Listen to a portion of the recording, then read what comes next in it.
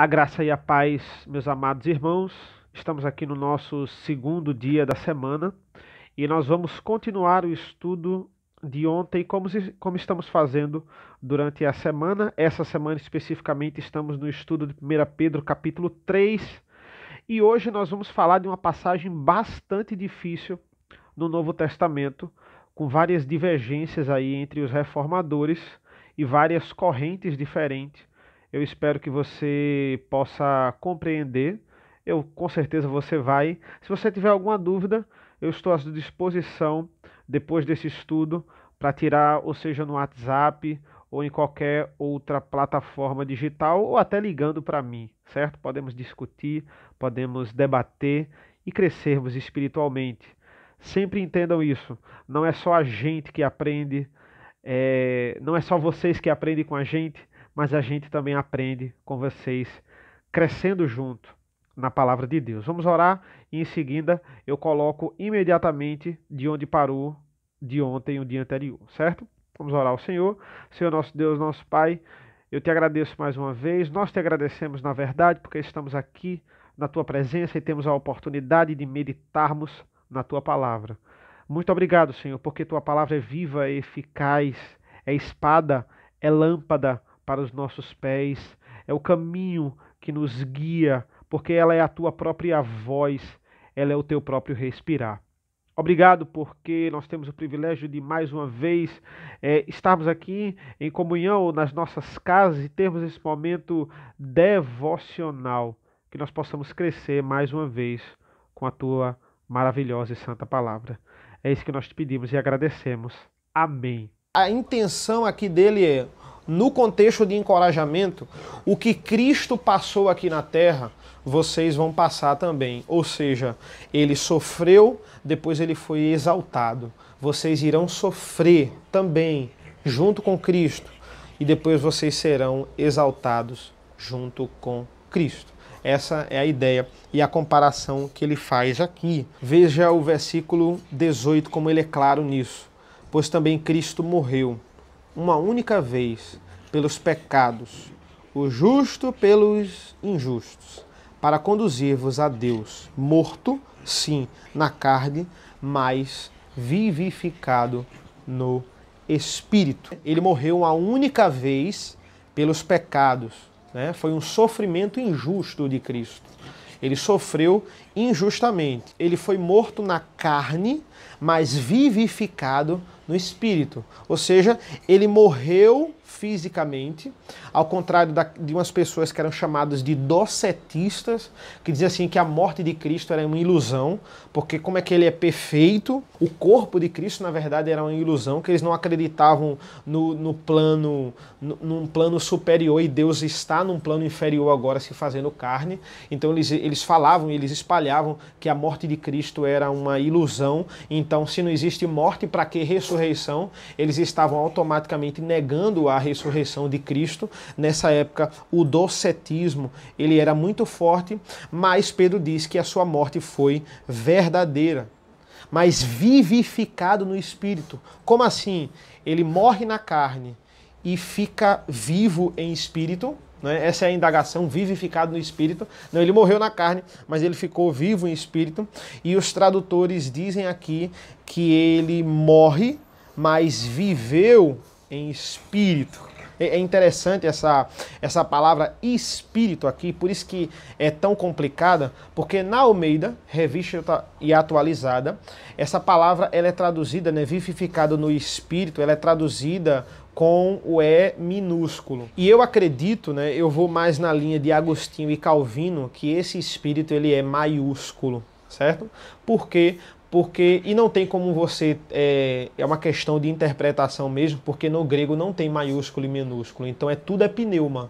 Tudo é relacionado ao Espírito Santo, Espírito ou Espírito Santo, ou qualquer Espírito é pneuma, não tem a letra maiúscula no começo. Então fica difícil aqui você interpretar aqui essa ideia. Quando a Almeida Revista Atualizada, eles colocam esse E minúsculo, quando nós acreditamos que esse E é maiúsculo, porque aqui é vivificado, né, no Espírito. Esse é aqui a referência, né, no versículo 19, porque ele vai dizer assim, ó, no versículo 19, no qual também foi e pregou aos espíritos em prisão. Porque é muito simples, irmãos. Se eu digo aqui no versículo 18 que esse espírito é com letra minúscula, e aqui Deus, Jesus, ele foi vivificado em espírito, e no versículo 19 diz assim, no qual também foi e pregou aos espíritos em prisão, eu estou alegando que Jesus fez alguma coisa entre a sua morte e a sua ressurreição. Certo? Essa é a ideia. Se eu trato no versículo 18 esse como o Espírito de Cristo, assim, Espírito mesmo, Espírito entre a morte e a ressurreição, ele pregou aqui aos espíritos em prisão, como diz no versículo 19, e como tem em algumas interpretações. Mas quando eu afirmo que esse Espírito é letra maiúscula no versículo 18, eu estou falando aqui como o Espírito Santo, que também é o Espírito de Jesus, o Espírito evangelizador, e essa pregou aos espíritos em prisão pode ser colocado em qualquer momento na história. E aqui seria o momento de Noé. Essa é a ideia, a ligação aqui com o momento de Noé. Em qualquer momento na história e não num período específico entre a sua morte e ressurreição. Tem algumas pessoas que acreditam que entre a sua morte e a sua ressurreição houve alguma ação de Jesus ali em libertar os espíritos do inferno, e a gente vai falar isso logo mais. Falando sobre essa passagem, veja o que é que Lutero diz. Ele vai dizer assim, provavelmente a mais difícil do Novo Testamento. De certo que eu não sei o que Pedro quis dizer. Veja o que Lutero vai falar. Então eu não faço as minhas palavras, eu faço as palavras de Calvino e de Agostinho, interpretando esse texto. Não é o que eu acho aqui, porque se Lutero não vai achar nada, imagina eu, não posso, né? O grego não ajuda, porque esse P aqui, o pneuma, não é maiúsculo nem minúsculo, não vai ajudar. Mas no versículo 19, o que significa essa ida de Cristo para pregar os espíritos em prisão? E quando Cristo foi? Que ida é essa e quando ele foi? E agora no versículo 20 ele simplesmente vai colocar Noé na história. Por isso que fica tão complicado, porque ele vai dizer assim, aos quais no outro tempo foram desobedientes quando a longanimidade de Deus aguardava nos dias de Noé, enquanto se preparava a arca, na qual poucos, a saber, 8 pessoas foram salvas através da água. Agora ele coloca Noé no meio dessa história, falando da morte e ressurreição de Cristo, como assim? E no versículo 21 ele ainda faz a ligação com o batismo. Então o negócio fica muito complicado aqui. E nós temos 3 interpretações, 2 que eu acho equivocadas, e a terceira é justamente a interpretação de Calvino e Agostinho. A primeira interpretação é o seguinte: Cristo, depois da sua morte, vai ao inferno anunciar o evangelho às pessoas que não ouviram. E ele vai dizer assim, né? Eu sou aquele que Noé falou. Essa é a interpretação que muitas pessoas usam. E depois da morte a Bíblia fala que segue-se o juízo. Então como assim as pessoas vão ter uma segunda chance no inferno? E aí Jesus, nesses 3 dias que ele não ressuscitou, ele vai para o inferno para resgatar essas pessoas. Alguém no inferno, depois da morte, pode ser resgatada? Por isso que eu acho essa interpretação equivocada. Uma segunda interpretação é que depois da morte, Cristo foi proclamar a sua vitória aos anjos caídos, né? Ele vai humilhar o diabo, como muitas músicas gospels falam, né? Humilhar o diabo, os filhos de Deus que se relacionaram com as filhas dos homens, e isso aí é uma ligação com Gênesis 6. Eles acreditam que esse se relacionar em Gênesis 6 com as filhas dos homens é justamente anjos que se relacionaram com humanas, quando a interpretação de Gênesis 6 não quer dizer nada com isso, esse relacionamento vindo de pecado que não era da vontade de Deus, eram humanos com humanos, mas ele está dizendo que Jesus, nessa época, depois da sua morte, vai humilhar esses anjos que se relacionaram com a filha dos homens lá de Gênesis 6, ou seja, é uma interpretação completamente aqui que é muito difícil de acreditar. E para você acreditar nisso, você tem que acreditar que naquele episódio de Gênesis 6 eram realmente anjos, né? Esse é o fato e é muito complicado. A interpretação de Agostinho e Calvino é justamente dizendo o seguinte, que Cristo, quando Noé estava pregando, né, era Jesus prefigurando Cristo. Ali era o Espírito de Cristo que estava pregando, né, e salvou aquelas 8 pessoas que entraram na arca. Noé, sua esposa, os filhos, os 3 filhos e as esposas. Essa é a ideia aqui de que o Espírito de Jesus ali, ele era prefigurado por Noé. Ele já havia falado isso no capítulo 1, né, os versículos 10 a 11, aqui dessa mesma carta, ele vai dizer assim: foi a respeito dessa salvação que os profetas indagaram e inquiriram, os quais profetizaram acerca da graça a vós outros destinada, investigando atentamente qual a ocasião ou quais as circunstâncias oportunas indicadas pelo Espírito de Cristo, que neles estavam, ao dar de antemão testemunho sobre os sofrimentos referentes a Cristo e sobre as glórias que os seguiriam. Então, a ideia é o seguinte: os profetas do Antigo Testamento, eles estavam, né, sendo indicados pelo Espírito de Cristo. Se os profetas do Antigo Testamento estavam sendo indicados pelo Espírito de Cristo, por que Noé também não podia ser indicado pelo Espírito de Cristo no Antigo Testamento?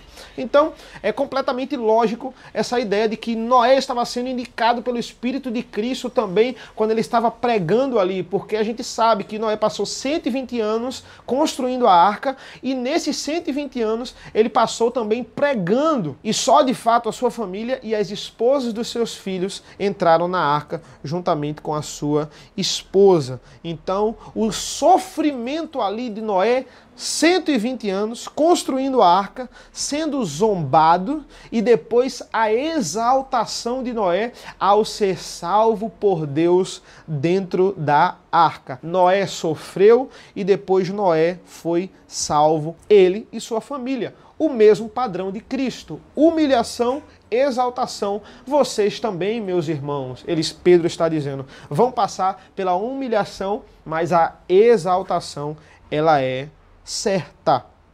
Essa é a ideia aqui. Por que ele vai citar Noé? Porque esse é o melhor encorajamento que Pedro vai achar aqui, e nós acreditamos que isso é revelação e depois foi inspirado para nós sermos iluminados com o Espírito Santo, com a sua palavra, e essa é a ideia. É um exemplo aqui perfeito. Olha quantos anos Noé sofreu para depois ele ser salvo na arca, ele ser exaltado. 120 anos aqui, perseguido pelo povo, pregando o evangelho e as pessoas não ouvindo eles. Só 8 pessoas, né?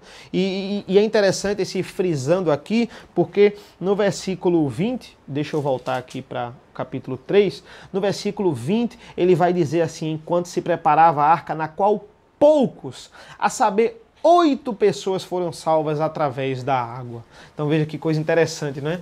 Poucos, ele frisa isso, poucos foram salvos. Na verdade, 8 pessoas foram salvas. E aqui no versículo 21, ele vai dizer que essa arca, né, as águas, elas representavam o batismo, né? Veja o elemento da água aí. Paulo vai falar também em 1 Coríntios capítulo 10 que quando o povo de Israel passa pelo Mar Vermelho, aquilo ali também simboliza o batismo. Temos várias prefigurações do batismo aqui no Antigo Testamento, né? Lá no Antigo Testamento.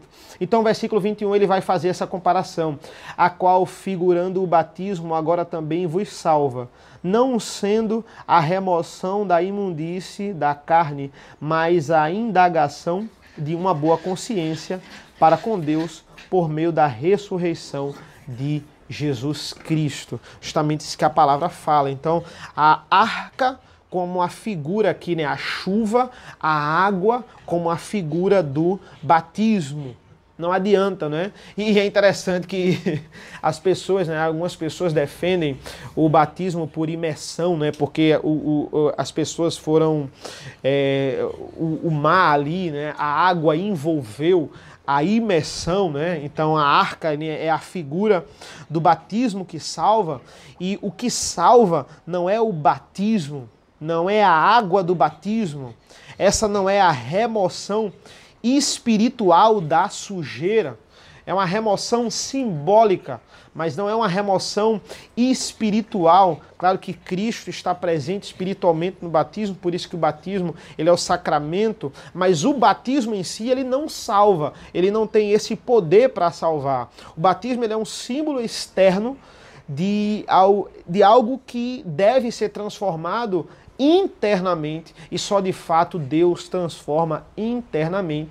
Existem várias figuras do batismo, como eu falei, o mar vermelho e a arca. Versículo 22, o qual depois de ir para o céu, está à destra de Deus, ficando-lhe subordinados anjos e potestades e poderes. Ou seja, o padrão da vida cristã é sofrer para depois ser exaltado, humilhação para depois exaltação. Ou seja, num sofrimento na nossa vida, irmãos, não estranhe. Não estranhe por quê? Porque aqui nós estamos para sofrer. É bem verdade que também passamos por grandes momentos de alegria, por grandes momentos de regozijo, e isso é a graça de Deus, isso é a bênção de Deus, mas também passamos por sofrimento. E a nossa esperança é que vamos ser exaltados, como Cristo foi exaltado, não por causa das nossas obras, mas porque Cristo morreu por nós, morreu pelos nossos pecados, e a consequência disso é sermos exaltados pela obra de Cristo e não pelas nossas obras. Até a próxima, com muito mais meditação da palavra de Deus. Deus abençoe a todos. Amém.